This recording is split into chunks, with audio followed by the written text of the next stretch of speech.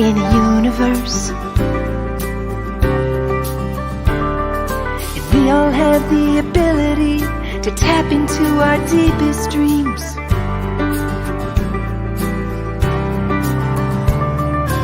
You can learn and grow at your own speed and build a business based on your own needs. Well, I bet you didn't know you could make money from your home and take control of your security. Yeah, I bet you didn't know that you could make it on your own and take good care of your family. Why do we wait until tomorrow when we could do it today? Step out of your comfort zone and take a leap of faith. You can learn and grow at your own speed and build a business based on your own needs.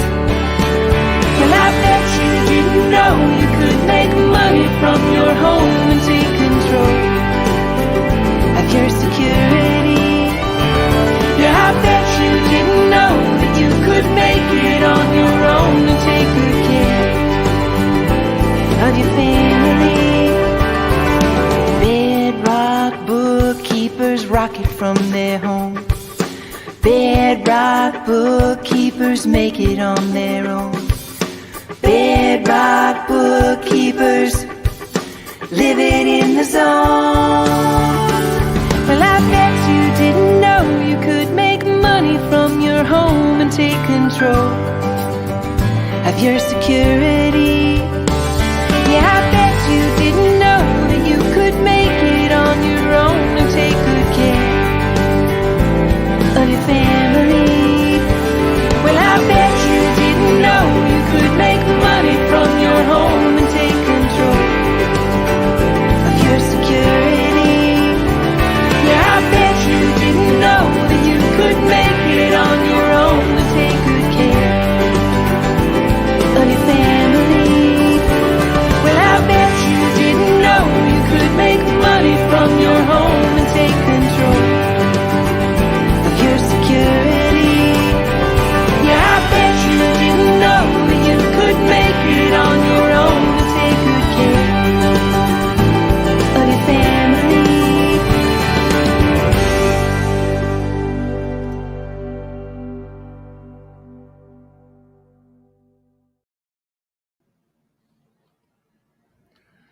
Hello, entrepreneurs and accountants and the world out there. Joe Di Chiara, CPA, coming to you live from downtown Bonifacio, Global City, or better known as BGC. That's right, I'm in Metro Manila now.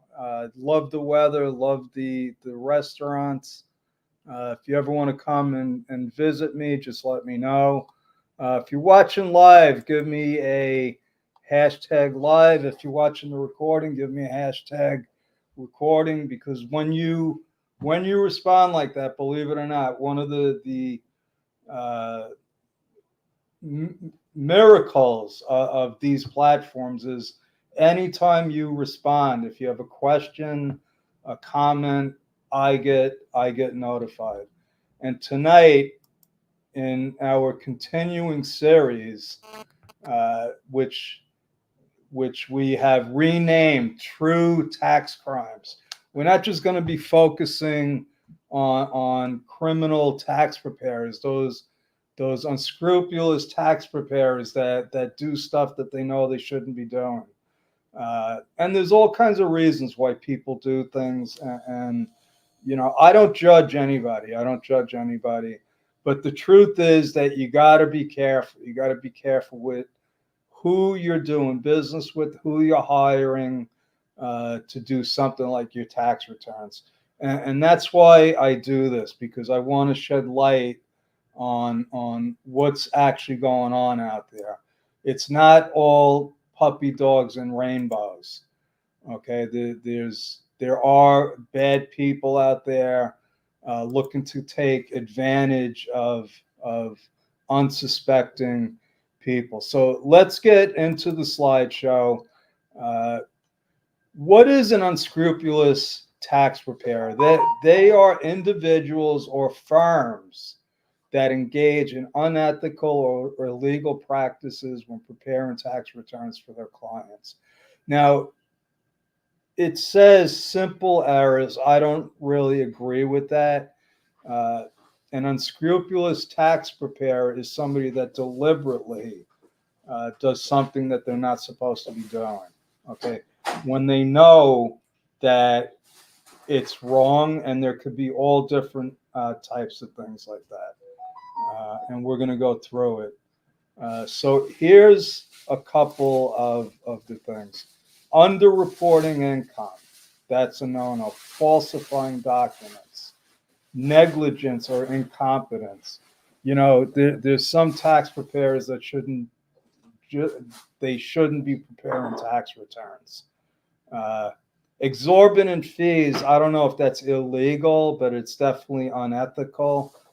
Identity theft, believe it or not, it's hard to believe that accountants will actually take their client's identity and cause all kinds of problems with them. And also false deductions. You can't just make stuff up. You got to actually do accounting work.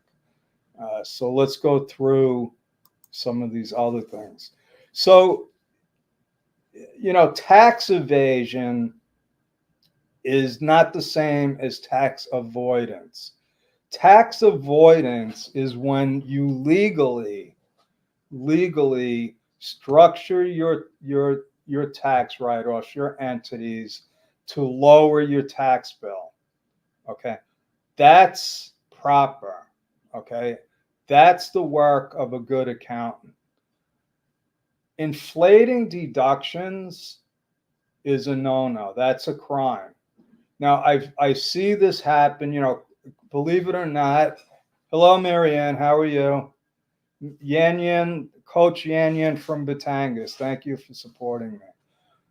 But believe it or not, criminals need their tax returns done too. They couldn't get Al Capone on murder, extortion, all the other crimes that he was committing. You know who got him? An accountant. They got him for tax evasion. They said, how do you own all of these assets and you don't report any income? Okay, so he didn't just, falsify his deductions. He just didn't report all that income, and it put him in jail. Okay, so if you're going to an accountant and they're making stuff up, find another accountant. So I started to say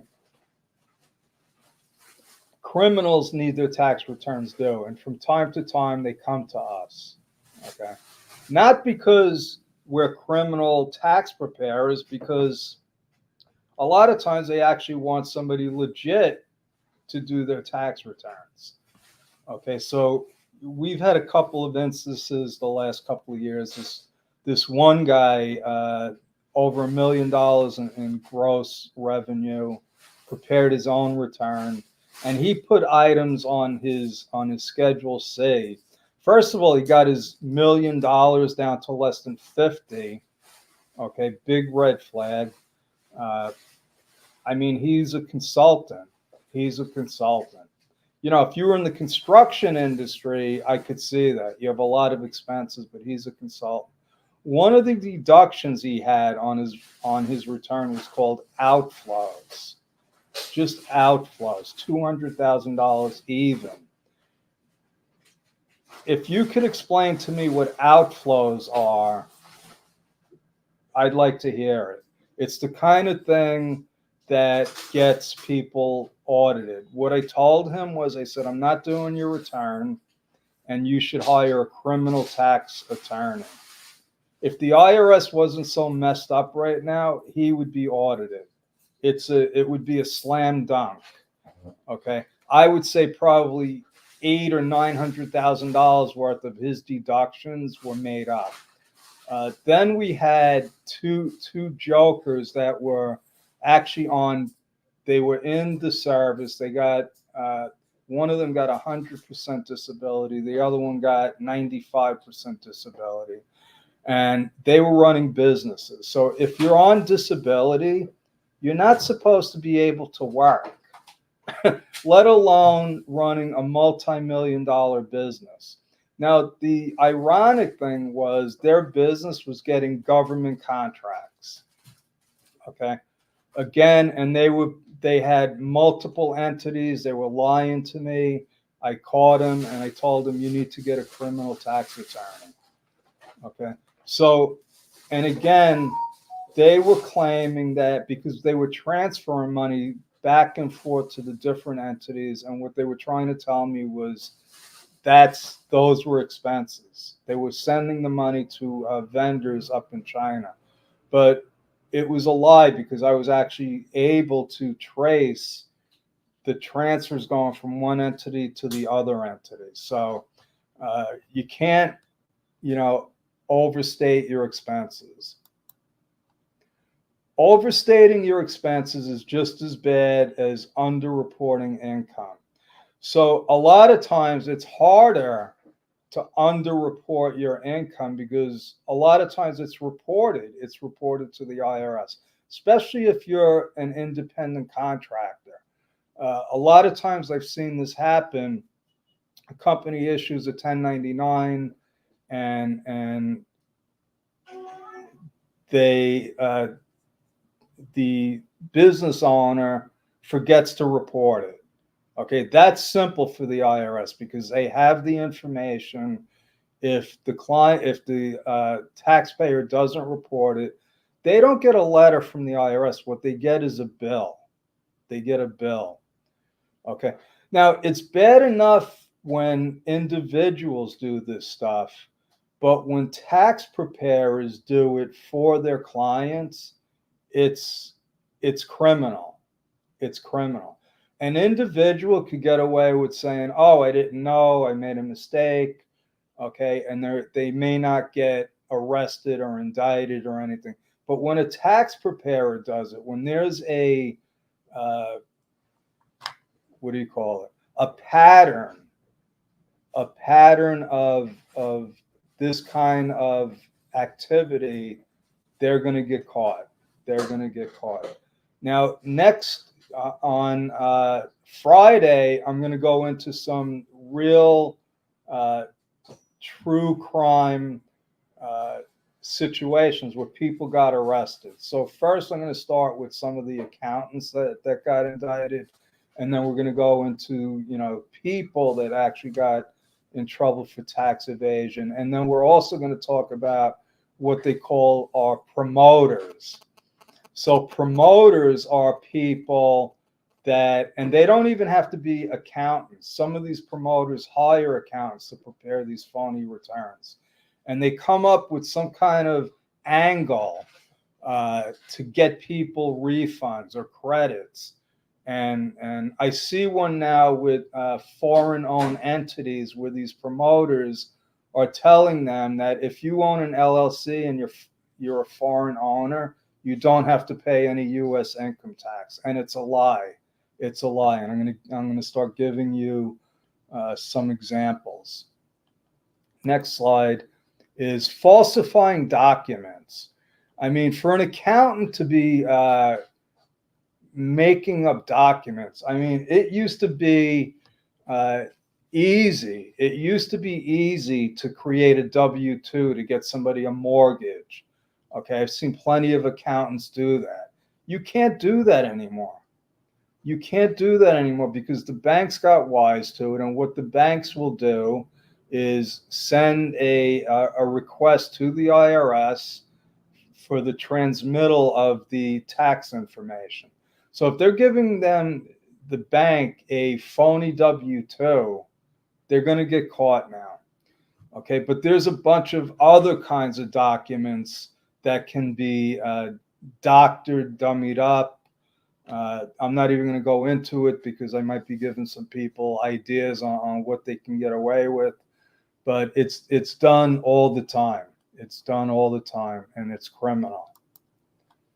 Identity theft. Now, here's a shocking one, because accountants are targeted. I'm targeted.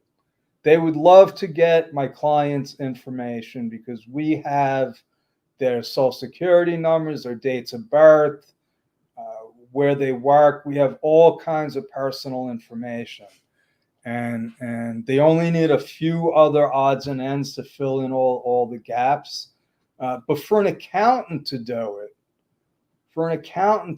there's got to be something wrong with them.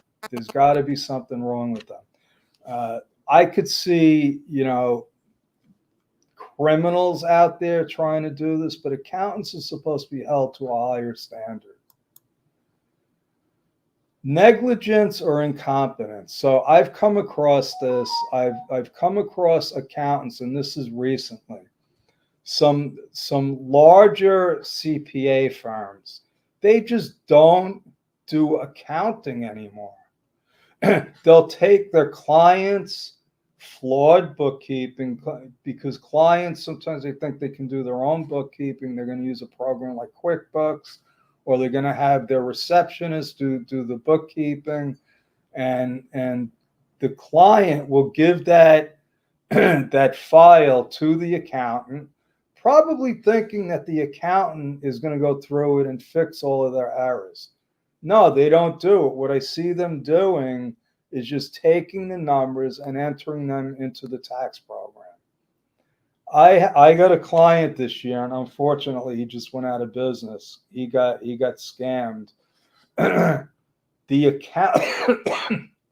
accountant, and they were a big firm. This was a construction company, and they did what they called construction accounting. Okay, they had construction terminology, cost in excess of unbilled receivables, all stuff like that. It's pretty complicated. It's a niche. So they took the client's accounting file, which the books were never reconciled, the bank accounts were never entered, credit card transactions were never entered, the payroll was never reconciled to the actual payroll. They took that file, the balance sheet and the P&L, made 2 journal entries. They probably spent a half an hour on it, plugged it into a tax return, and charged him almost $4,000. Over $4,000 for less than an hour's worth of work. Okay, is that, number one, it's negligence, and it's way over billing. Okay, and if that firm was doing it with him, they're probably doing it with the rest of their clients. That's criminal. And like I said, the exorbitant fees. What an accountant can't do is they can't say, listen, I'll take a percentage of your refund. That's criminal. You're not allowed to do that. Okay, in certain circumstances, an accountant could say, listen, I'll handle this for you. I'll handle the sales tax audit. I'll apply for this credit, and I'll take a percentage. I've never done that, and I actually don't know exactly what the circumstances are, but sometimes it's allowed. Okay, but for the most part, you can't get kickbacks. Okay, you also can't divert a client's refund to your own account. So when you do electronic filing, and you can get your refund directly deposited into your account, all you got to do is give them the routing number and account number. It is so easy for a client to put somebody else's routing number and account number in there. Okay, and it'll take a long time for them to figure it out. Okay, when something like that happens, who is the client going to go to? They're going to go to the accountant that committed the fraud. And then the accountant is going to say, I'll look into it. And then they'll blame the IRS for losing their money. Eventually, they'll get caught. eventually they'll get caught.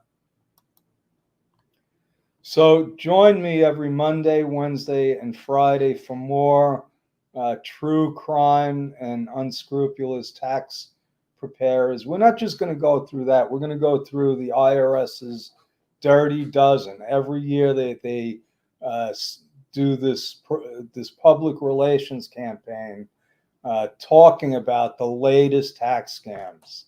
So, identity theft is a big one. It's a big one.